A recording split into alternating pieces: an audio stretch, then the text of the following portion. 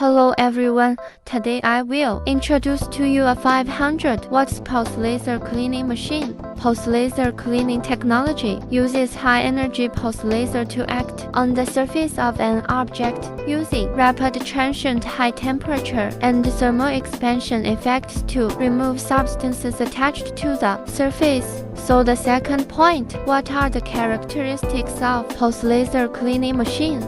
It has high cleaning efficiency and no damage to the machine surface. It is suitable for surface cleaning of various materials. Our machine is a multi-mode pulse laser cleaning machine. It uses a JPT laser source with a maximum pulse energy of 15 mg. The light output is relatively soft and will not damage the material surface after cleaning. Next, let us introduce this machine in detail. First of all, the machine uses a new type of cleaning head. There is a small control system on the cleaning head which can be used for long distance cleaning and is easy to operate. The next part is the field lens suitable for the machine. We recommend FR10, which will have better cleaning effect. Machine programs have different cleaning modes such as a linear, rectangular, circular, and corrugated, etc. to meet application needs.